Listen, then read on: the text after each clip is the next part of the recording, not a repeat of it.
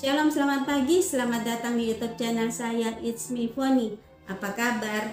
Saya berharap apapun keadaannya, teman-teman tetap bersukacita karena ada kasih, penyertaan, perlindungan, serta pemeliharaan dari Tuhan kita Yesus Kristus. Ada bersama-sama dengan teman-teman dimanapun kalian berada saat pagi hari ini. Dan yakinlah bahwa apapun yang sedang kalian gumulkan, kalian alami, kalian tidak ditinggal sendiri. Karena ada Tuhan yang selalu bersama-sama dengan teman-teman sekalian. Baik, sebelum menonton tayangan ini sampai selesai, jangan lupa tinggalkan jejak teman-teman dengan subscribe, like, komen, dan share ya YouTube channel ini agar kita semakin bertumbuh bersama, mengenal siapa Tuhan kita Yesus Kristus, dan semakin menjadi berkat bagi banyak orang. Terima kasih. Pagi hari ini kita akan merenungkan sebuah kebenaran firman Tuhan yang terambil di dalam kitab Amsal pasal yang ke-15 ayat yang ke-31. Demikian bunyi firman Tuhan. Orang yang mengarahkan telinganya kepada teguran yang membawa kepada kehidupan akan tinggal di tengah-tengah orang bijak. Amin. Teman-teman, selama lebih dari 50 tahun, Cindy Hess Kasper melihat ayahnya selalu berusaha menghasilkan suntingan yang bermutu tinggi. Yang ia usahakan bukan hanya membetulkan berbagai kesalahan penulisan, melainkan juga membuat tulisan tersebut lebih menjadi jernih, masuk akal, kemudian mengalir dan akurat secara tata bahasa. Ayahnya selalu menggunakan tinta hijau untuk menandai pembetulan dan bukan tinta merah. Menurut ayahnya, goresan hijau dirasakan lebih ramah dibandingkan dengan coretan merah yang ia rasakan lebih garam bagi seorang penulis pemula atau pengarang yang kurang percaya diri. Cindy mengatakan ayahnya bermaksud menunjukkan cara penulisan yang lebih baik dengan penuh kasih, teguran yang lebih baik dengan kasih.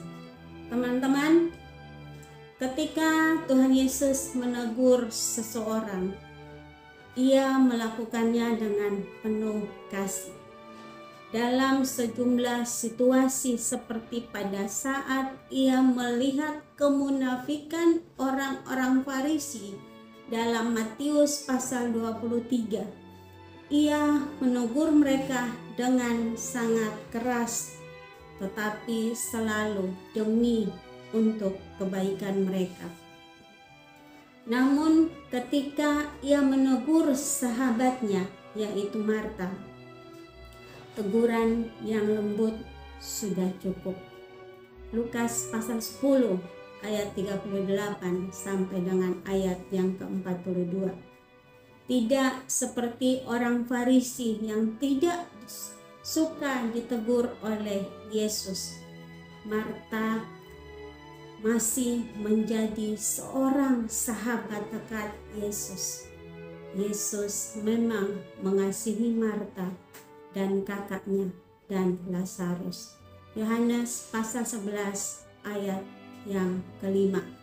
Teman-teman, teguran dapat menimbulkan perasaan tidak nyaman. Dan kemungkinan besar kebanyakan dari kita tidak suka ditegur. Terkadang karena masalah harga diri, kita sulit menerima teguran dengan rendah hati. Tapi kitab Amsal yang banyak berbicara tentang hikmat menyatakan kepada kita bahwa mendengar teguran adalah pertanda hikmat dan akal budi. Teman-teman bisa lihat di dalam Amsal pasal yang ke-15 ayat 31 sampai dengan ayat yang ke-32. Teguran Allah yang penuh kasih menolong kita kembali ke jalan yang benar, atau menolong kita agar kita tetap berjalan di jalan yang benar, supaya kita dapat mengikutinya dengan lebih sungguh-sungguh.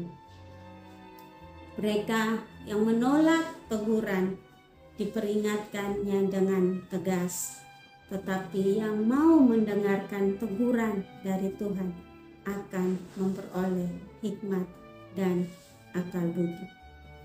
Karena itu teman-teman, jangan alergi dengan teguran, entah itu datang dari siapa saja. Mereka yang melakukannya pasti karena mereka mengasihi kita. Mungkin juga ada yang menegur dengan maksud untuk menjatuhkan, tapi terimalah dengan segala kelapangan hatimu dan terimalah dengan segala kerendahan hatimu.